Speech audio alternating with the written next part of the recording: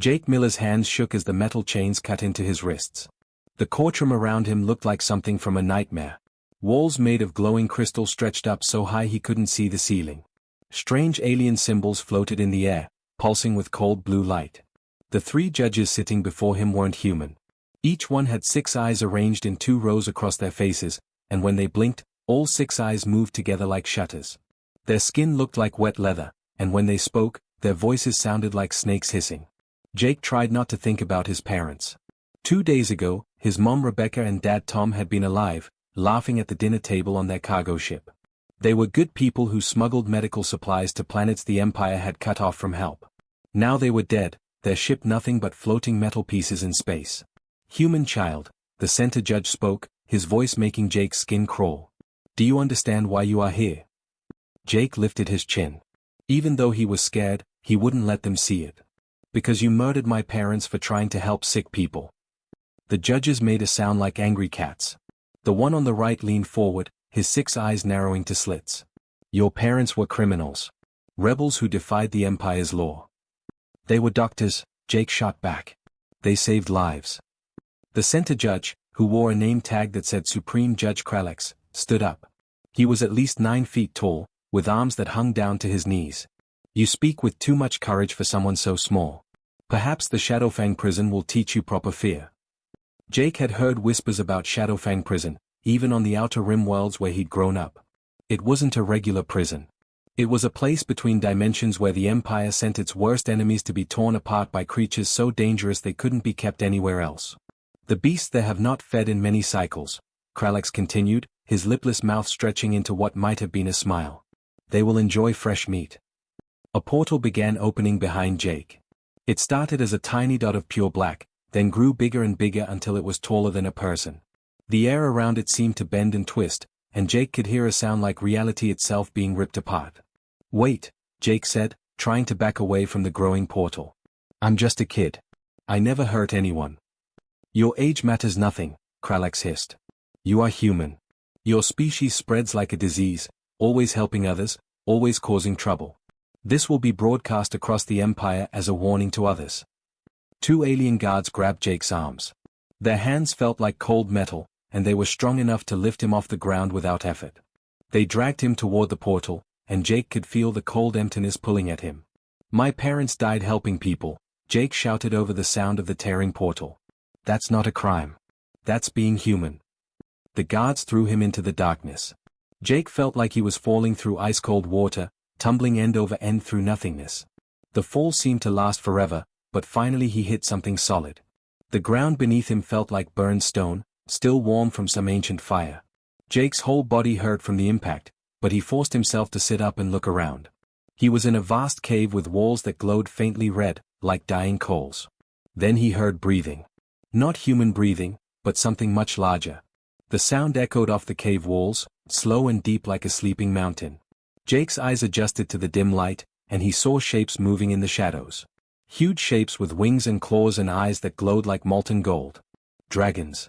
Real dragons, not the fairy tale kind, but creatures that looked like they could tear apart spaceships with their bare claws. The largest one, bigger than the cargo ship Jake had grown up on, moved toward him. Each step made the ground shake.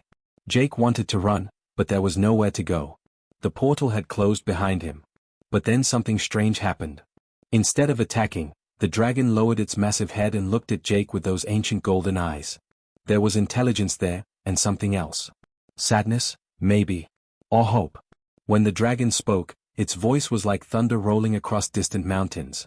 Welcome, young one. I am Thornscale. We have been waiting for someone like you for a very long time.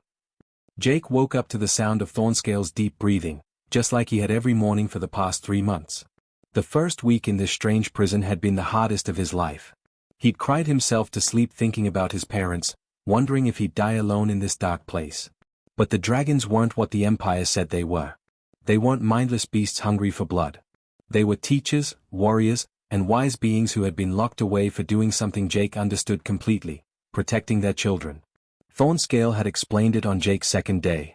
We are called the Purity, the ancient dragon had said, his golden eyes reflecting the cave's dim light. The Empire came to our worlds demanding our young ones for their factories. They wanted to turn our children into slaves. We said no. So they threw you in here? Jake had asked. They threw us in here, Thornscale confirmed. But they made a mistake. They thought prison would break us. Instead, it gave us time to think, to plan, and to wait for the right moment. Now, 3 months later, Jake felt like a completely different person. Every morning, he trained with Redclaw, a female dragon who taught him how to move like flowing water. She showed him how to dodge attacks that would crush a normal human, how to strike at weak points even on armored enemies. Humans learn so fast it's almost scary, Redclaw would say, shaking her massive head in amazement. What takes us 50 years to master, you pick up in weeks. In the afternoons, Jake learned meditation from Stormwing, an elderly dragon whose scales had turned silver with age. Stormwing taught him how to find calm in the middle of chaos, how to think clearly when everything around him was falling apart. Your mind is like water, young Jake, Stormwing would say in his whispery voice. It can flow around any obstacle, or crash through it like a wave. You must learn when to flow and when to crash. But it was the evenings that Jake loved most. That's when all the dragons would gather around the central fire pit, and the older ones would tell stories. Not just any stories, the history of the galaxy before the Empire took over. Jake learned about worlds where different species worked together, sharing knowledge and resources. He heard about the great libraries of Zentara, where beings from 100 different planets came to study. He discovered that the universe had once been a place where helping others wasn't a crime. The Empire wants everyone to forget those days, explained Ironhide, a dragon whose scales looked like metal armor. They teach that conflict is natural, that the strong should rule the weak. But we remember when things were different.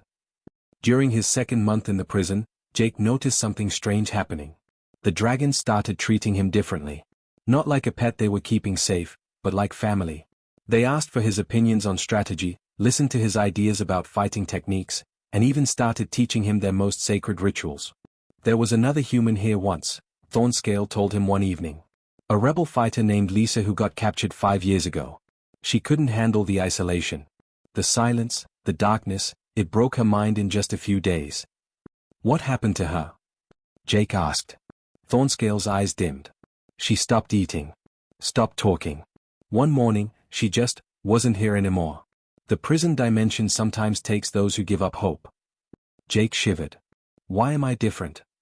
Because, said a new voice, you don't just survive. You grow stronger.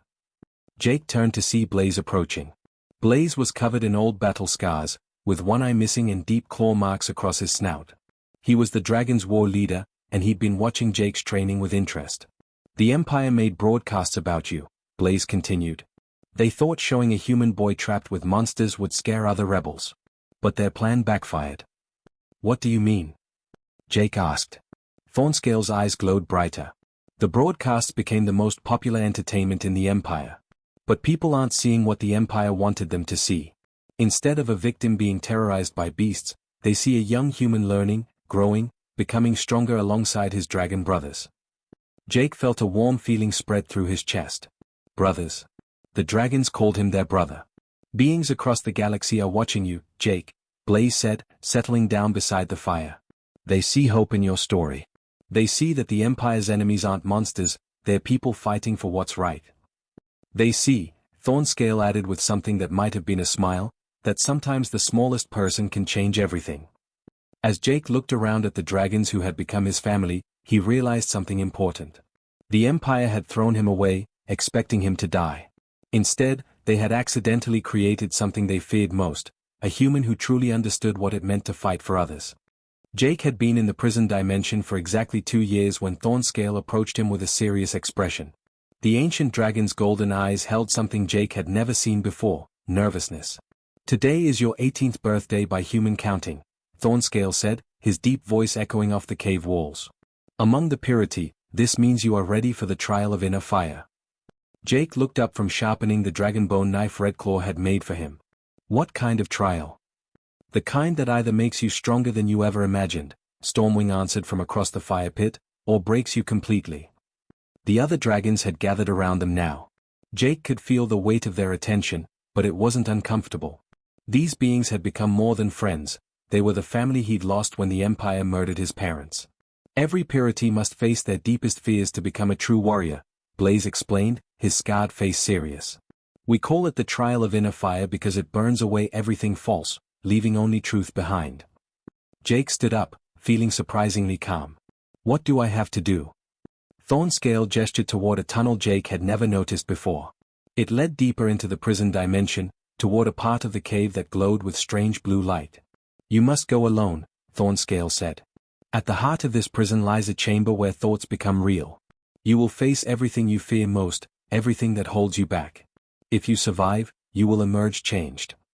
The tunnel seemed to stretch on forever. Jake walked through passages carved from black stone, following the blue light that grew brighter with each step. His footsteps echoed strangely, as if the sound was coming from far away. Finally, he reached a circular chamber with walls that pulsed like a heartbeat. The moment Jake stepped inside, the world around him shifted and changed. Suddenly, he was back on his family's cargo ship. He could smell his mother's cooking, hear his father's laughter from the cockpit. For a moment, his heart filled with joy. But then the ship shuddered, and he remembered what came next. The Imperial attack played out again in horrible detail. Jake watched helplessly as enemy fighters tore his parents' ship apart. He heard his mother's last words over the radio, "Jake, remember that helping others is never wrong, no matter what they tell you." The vision shifted. Now Jake was standing in the Vorthak courtroom again, but this time he was alone. No parents to mourn, no dragons to help him. Just a scared kid facing impossible odds. "You're nothing," the vision of Judge Kralax hissed. "One small human against an empire that spans the galaxy. What can you possibly do?" Jake felt the familiar fear creep up his spine. The doubt that whispered he was just a kid who got lucky, that he didn't deserve the dragon's trust or friendship. But then he remembered Stormwing's lessons about flowing like water. "Maybe I'm just one person," Jake said to the vision. "But I'm not alone. And sometimes one person who refuses to give up can change everything." The courtroom dissolved, replaced by a new scene. Jake saw himself as a child, hiding in the ship's cargo hold while his parents helped refugees. He'd been afraid then too, worried that the Empire would catch them. "You've always been scared," another voice said. This time it was his own voice, but twisted with self-doubt. "You're scared you'll fail the dragons. Scared you'll let down everyone who believes in you. Scared you're not strong enough to make a difference." Jake took a deep breath, feeling the calm that Stormwing had taught him settle over his mind. "Of course I'm scared. Fear keeps you alive. But being scared doesn't mean you stop fighting." The chamber began to change again, but this time Jake was ready. He faced every doubt, every nightmare, every moment of weakness he'd ever felt. And with each one, he felt something growing stronger inside him. When the visions finally stopped, Jake found himself standing in a room filled with warm, golden light. He looked down at his arms and gasped. Spiraling patterns glowed along his skin, looking like flames frozen in time. They didn't hurt, instead, they felt warm and comforting, like a hug from an old friend. "The mark of the Flame Keeper," Thornscale's voice said behind him, filled with awe. "In 10,000 years of purity history, no one outside our species has ever earned these marks." Jake turned to find all the dragons waiting for him at the chamber entrance. Their eyes glowed brighter than he'd ever seen, and he realized they were looking at him with something close to worship. "There's something you need to know," Thornscale continued, his voice heavy with ancient secrets. "The Empire's power doesn't just come from their armies. They control people's minds using technology they stole from us long ago." Ironhide stepped forward. "A vast network of amplifiers that can reach into any brain, plant thoughts, suppress rebellion. It's how they keep billions of slaves working without question." "But the network only recognizes species it knows," Stormwing added, his silver eyes twinkling. "It has files on every race in the galaxy, except humans. Your species is too new, too unknown." Jake felt pieces clicking together in his mind. "You're saying I'm invisible to their mind control?" "More than invisible," Blaze said with something that might have been a grin. "You're a virus in their system. Your presence, combined with our ancient connection to that network, is creating interference." As if to prove his point, the prison dimension suddenly shuddered. Cracks appeared in the walls, and Jake could feel something changing in the air around them. "It's already starting," Thornscale said softly. "Across the galaxy, slaves are looking up from their work with confusion. For the first time in generations, they're having thoughts the Empire didn't put there. They're remembering what freedom feels like." Jake looked at his flame-marked arms, understanding finally settling over him like a comfortable blanket. He wasn't just a prisoner who'd gotten lucky. He was something the Empire had never planned for, never prepared to fight. He was hope made manifest, walking on two legs. The day everything changed started with a sound Jake had never heard before, the prison dimension itself screaming. The black stone walls that had held the dragons for decades began cracking like eggshells, and through those cracks poured light from the real universe. Jake stood in the center of the main cavern, his flame markings glowing brighter than ever before. Around him, 23 dragons prepared for battle. These weren't the same creatures the Empire had thrown into this dark place years ago. They were warriors awakened, with fire in their eyes and revenge in their hearts. The barriers are weak, Thornscale announced, his massive head turned toward the largest crack in the dimensional wall. Jake's presence has destabilized the entire prison matrix. We can break through. Redclaw flexed her claws, each one sharp enough to cut through Starship hull. Where do we strike first? Jake had spent months studying star charts with the dragons, learning about the Empire's weak points. Keth 9, he said without hesitation. It's a mining world with 10,000 human slaves. Light security because the Empire thinks broken people won't fight back. They're about to learn how wrong they are, Blaze growled, smoke curling from his nostrils. The breakthrough happened at dawn. 24 beings that the Empire thought were safely locked away burst through reality itself like a storm breaking loose. Jake rode on Thornscale's back as they tore through space toward their first target, feeling more alive than he had since his parents died. Keth 9 was a brown, dusty world covered in massive mining operations. From orbit, Jake could see the sprawling slave camps, the guard towers, the processing facilities where human beings were worked to death extracting rare metals for the Empire's war machine. Remember the plan, Jake called out as they descended through the atmosphere. I go in quiet, disable their communications. Then you bring the noise. Jake dropped from Thornscale's back while they were still a mile above the main compound. The stealth techniques Redclaw had taught him, combined with human flexibility, let him slip through the facility's defenses like a shadow. The Empire's guards were used to watching for escaping slaves, not for attackers dropping from the sky. The control center held 6 Vorthak technicians monitoring thousands of slave workers. They never saw Jake coming. Within minutes, their entire communication network was down, their defensive systems offline, and their transport capability destroyed. That's when the dragons arrived. Ironhide's roar shook the entire facility as he landed on the main guard tower, crushing it flat. Blaze and Redclaw worked together, their coordinated fire turning the army into a pillar of flame that could be seen from orbit. Stormwing, despite his age, moved like lightning through the slave quarters, melting chains and lock mechanisms with surgical precision. But it was Jake who freed the most slaves. While the dragons provided spectacular distractions, he moved through the barracks with the keys he'd taken from the control center. 10,000 human faces looked at him with disbelief, then hope, then something close to worship when they saw the flame markings on his arms.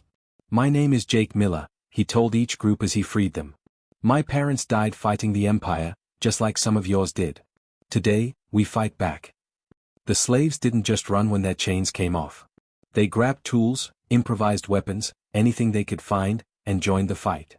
Jake watched a mining crew led by an old man named Frank turn their excavation equipment into weapons, using industrial lasers to cut down Empire troop transports. Within 6 hours, Keth 9 was free. But Jake and the dragons didn't celebrate, they moved on to their next target. Vex Prime was different. This factory moon manufactured the Empire's mind control devices, and it was heavily defended.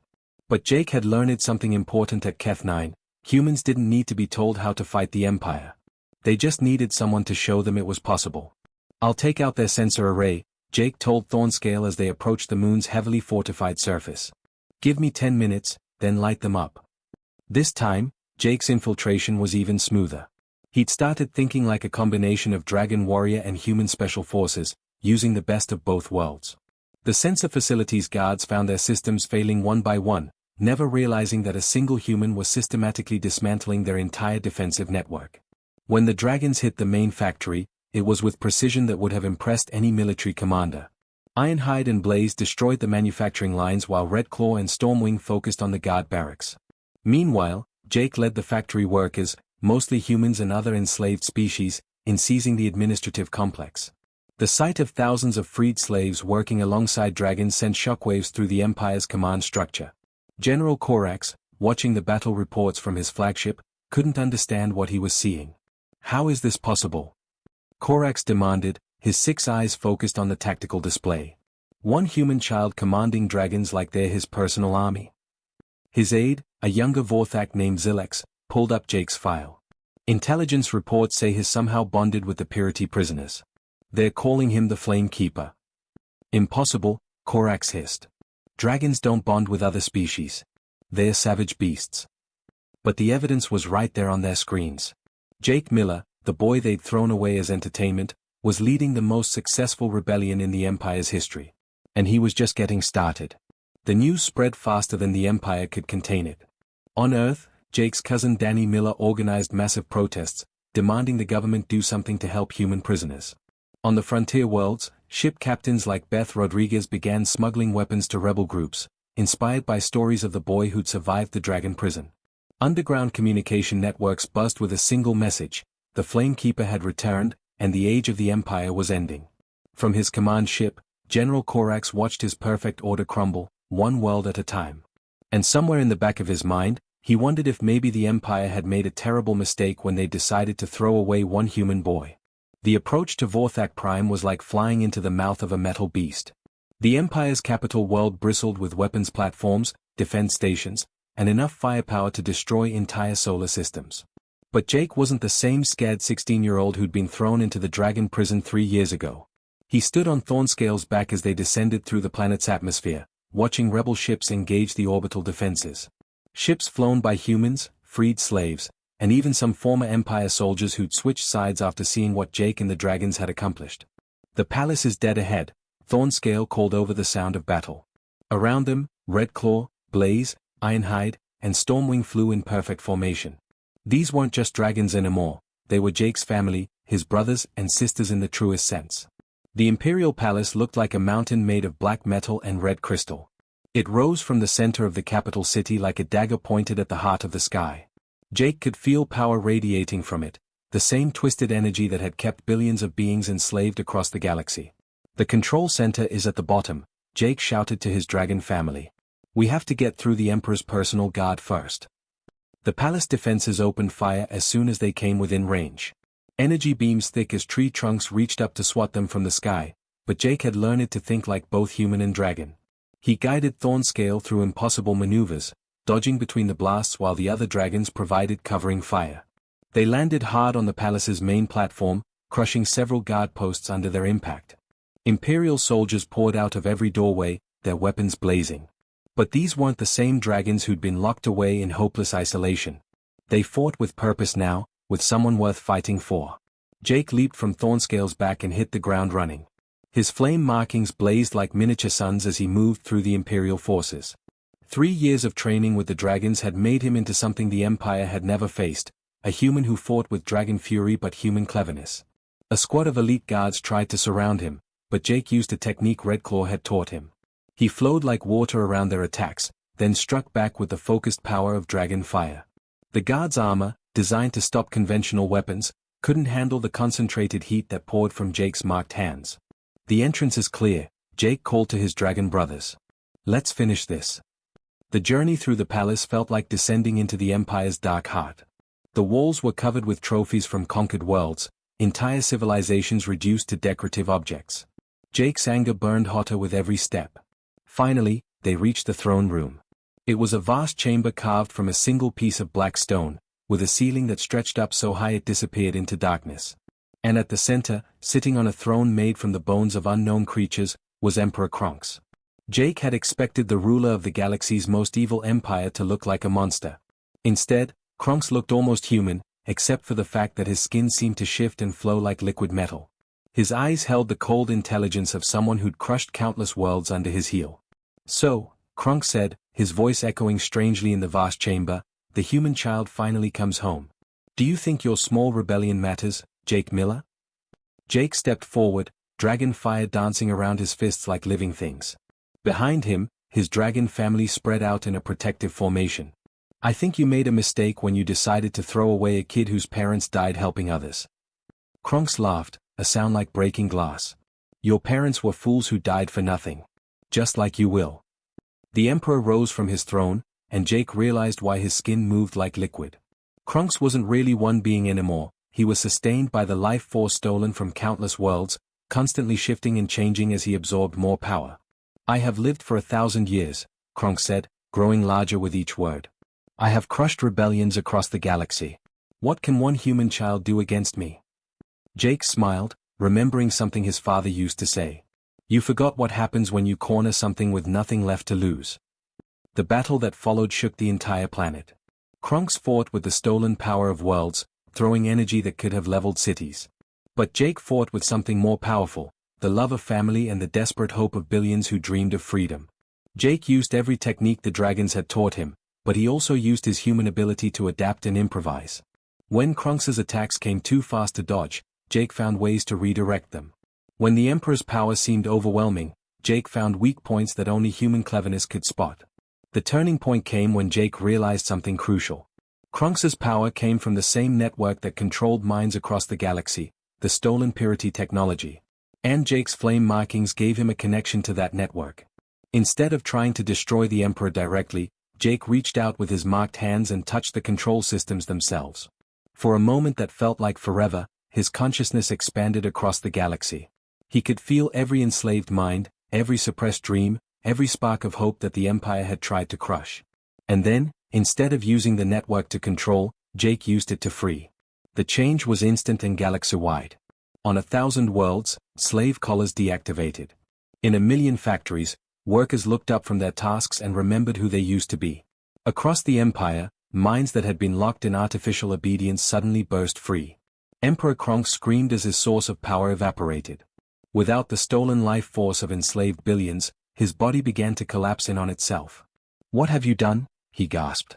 I gave everyone their minds back, Jake said simply. Turns out, when people can think for themselves, they don't want to be your slaves anymore. The Emperor crumbled to dust, and with him fell the last symbol of the Empire's power.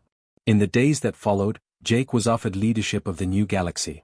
Presidents of free worlds, rebel leaders, even some of the dragons suggested he should rule the territories he'd helped liberate. Jake's answer was always the same, thanks, but no. I've got more worlds to visit, more people who need help finding their freedom. And so Jake Miller, the boy who'd been thrown away as punishment, became something more than an emperor or a conqueror. He became a symbol of hope that traveled between worlds, always accompanied by his dragon family, always ready to help others discover what freedom really meant. Because the dragons had taught him the most important lesson of all, freedom isn't a place you reach, it's a journey you take with the people you love, helping others find their own way along the path. The Flamekeeper's work was never finished, and that was exactly how he liked it.